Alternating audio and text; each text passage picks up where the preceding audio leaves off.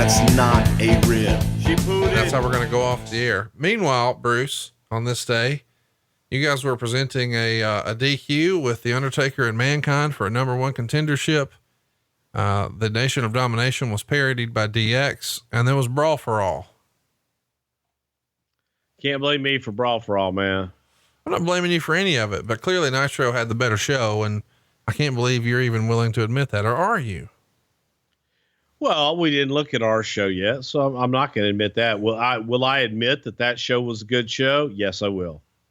And I think that was a hell of a presentation, and being able to look at and watch it all these years later, say that it'll still hold up.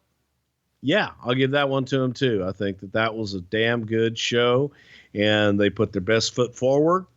And if they won, then they deserve to win, because that was a good show. And again, I don't know how our show was at that point. But that was a good show, and that one would be a hard one to compete against. And you gotta give the devil its due.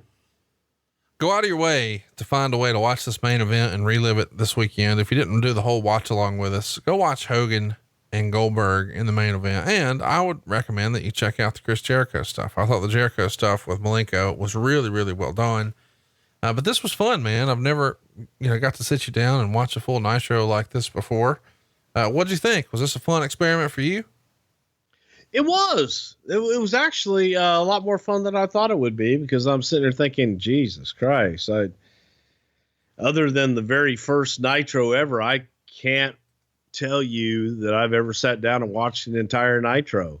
So yeah, that was an awful lot of fun to be able to go back and relive that and see and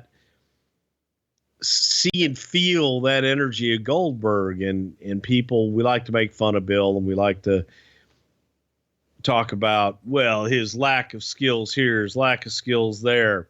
Son of a bitch was over. He got over and was able to break through all that other bullshit. So yes, good shit. And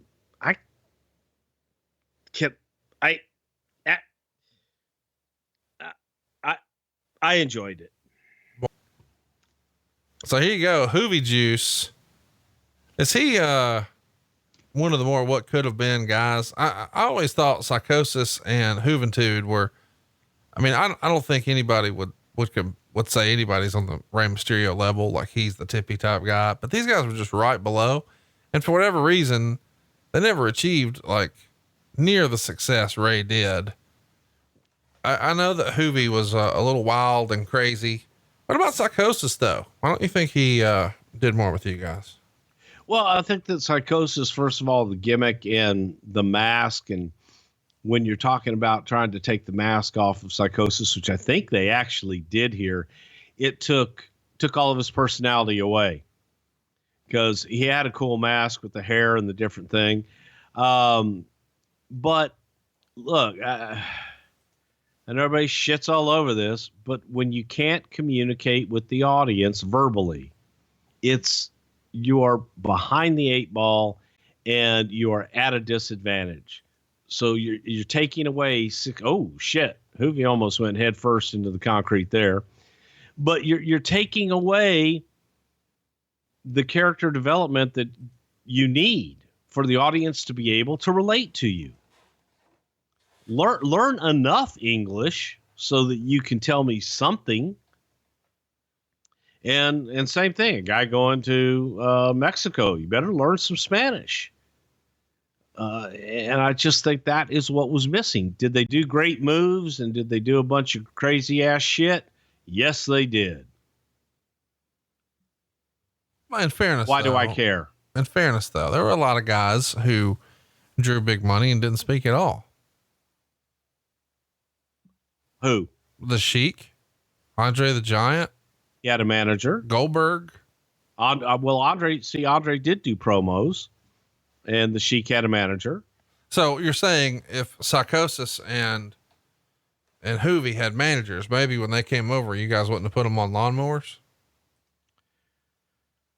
Only time, see, you still remember that. That's when they were over. Oh my God. Please don't say that. You remember it, don't you? Yeah, but not because it was good, because I couldn't believe y'all did it. They loved it. Alrighty.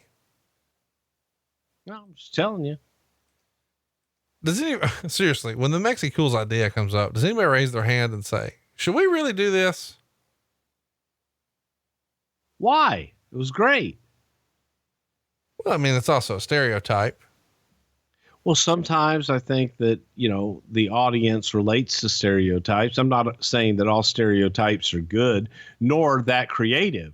However, it's a lot of times, especially back in the day, that's what the audience understood. And, the audience gotten a lot more sophisticated and obviously wouldn't do any of that shit today. And sure as hell wouldn't want to take that finish from Hoovy Juice with the 597 degree spiral that he did. And here